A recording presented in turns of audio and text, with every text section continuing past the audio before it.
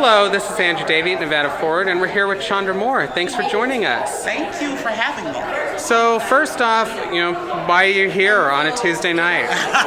Because healthcare is important for the citizens of Nevada. I work for an agency where people receive their healthcare here in Nevada, and I see the different stories of the individuals that come in. And my own personal story is I'm a grandmother of a set of twins who are 4 years old. Mm-hmm. They were born with RSV, which is a respiratory disorder, and had it not been for the health care, my grandchildren, the thousands upon thousands of dollars that have been spent on their medical expenses, they wouldn't have had it because though their parents both work, they don't make enough money. So how did the Affordable Care Act, something that other people know as Obamacare, help? Because even though they were working, but they were low income, they were able to get insurance that allowed them to have the care they needed for their children. So what concerned you about the various proposals the U.S. Senate debated last week? What really concerns me is the number of people that will not be able to receive assistance under the plans that they have proposed.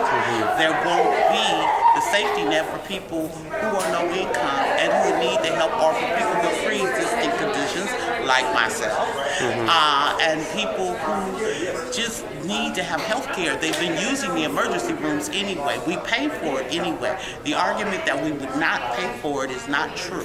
We pay for it anyway, whether or not they have the Affordable Care Act or not. Now, ultimately, late Thursday night, the Senate voted on what can be called the skinny repeal version of Trumpcare.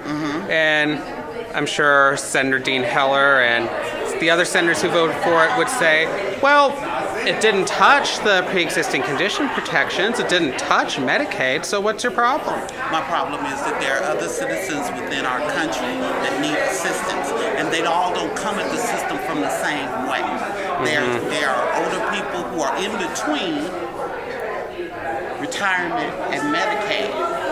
They can't receive any benefits without it. They would pay so much in insurance they would not be able to survive.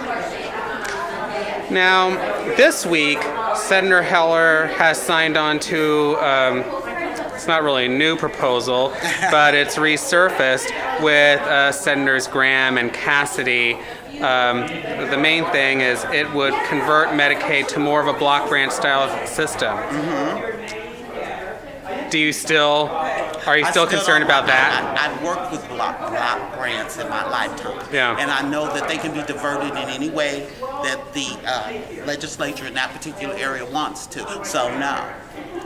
So, finally, what is your message for Senator Heller and for the rest of Congress as they try to figure out what, if anything, they do on health care? It's just that they need to take the people into consideration. The insurance companies are one thing, but the people themselves are what they need to be considering. And anything that takes medical insurance away from people is not a good idea.